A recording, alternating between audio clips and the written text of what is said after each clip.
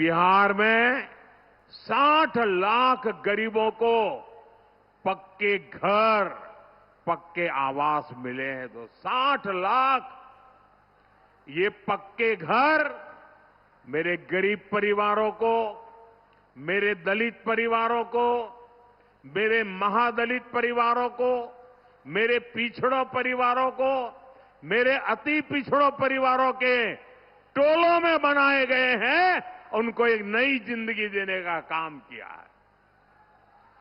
घर घर बिजली, नल, शौचालय, मुफ्त गैस कनेक्शन, ये सब कुछ पहुंच रहा है।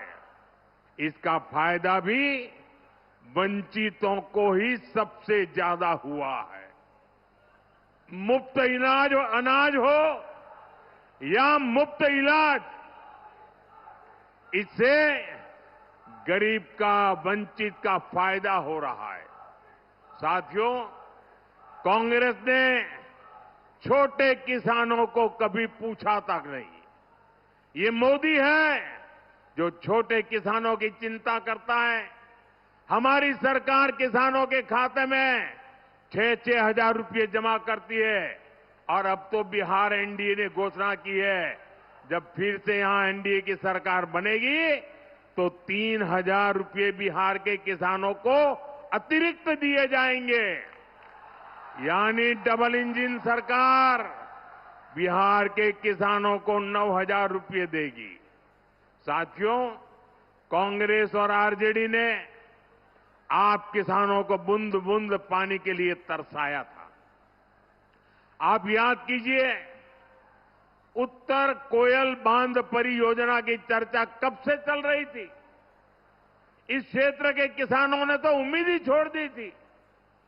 इस बांध के निर्माण का काम पूरा हो, इसके लिए हमने अतिरिक्त पैसा दिया और अब बांध का काम तेजी से चल रहा है।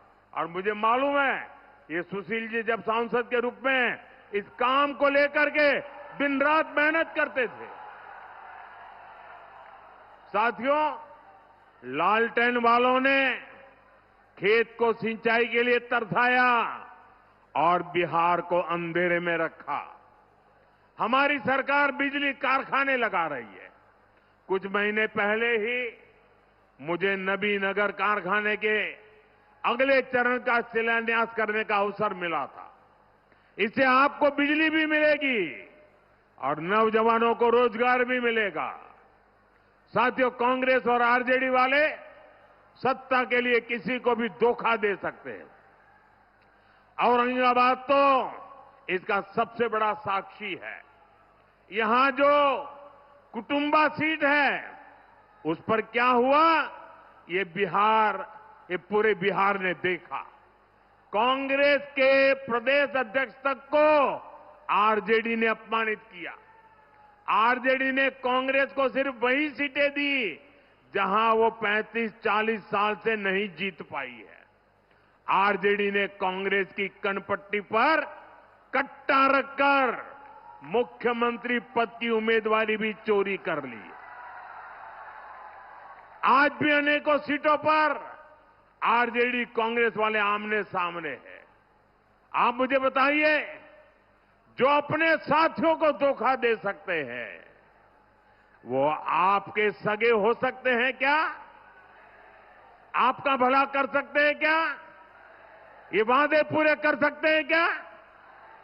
साथियों, कांग्रेस और आरजेडी सिर्फ अपमान की, गाली गलौज की राजनीति करते हैं।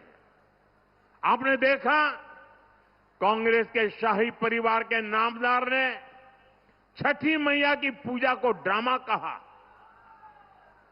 ये लोग महाकुंभ को भी फालतू कहते हैं। इन्हें हमारे हर पर्व त्योहार से चीड़ है। ये नामदार हमारी आस्था को ऐसे ही अपमानित करते रहते हैं।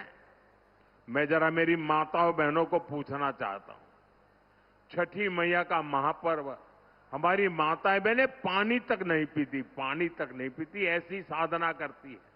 अब उनको नौटंकी कहना, ड्रामा कहना, वो छठी मैया का अपमान है कि नहीं है? अपमान है कि नहीं है? जिन्होंने इस महान तपस्या का अपमान किया है, उनको सजा मिलनी चाहिए कि नहीं मिलनी चाहिए? इस चुनाव में उनको सजा दोगे कि नहीं दोगे? सारी माताएं बहनें पूरी ताकत से सजा दोगे कि नहीं दोगे? साथियों, याद रखना, 11 नवंबर को अपने एक वोट से इन्हें सजा देनी है। आपका वोट उनको सजा देने की ताकत रखता है। एनडीए की अब तक की सबसे बड़ी विजय इस चुनाव में पक्की है दोस्तों, और इसलिए 14 तारीख के बाद आपको मैं कह रहा हूं, विजय उत्सव की तैयारी कर लीजिए। जनता का मिजाज बताता है और कांग्रेस वालों की बातें भी बताती है कि वो पराजय के कारण अभी से ढूंढने में लग गए हैं। अभी से क्यों हार गए बिहार, इसके लिए क्या क्या कहना, इसकी नेट प्रैक्टिस चालू कर दी है उन्होंने। और इसलिए भाइयों बहनों, विजय की ओर आगे बढ़ना है आपके आशीर्वाद से। मैं सभी हमारे उम्मीदवारों से आग्रह करूंगा कि जरा आगे आइए, थोड़ा 2-2 कदम।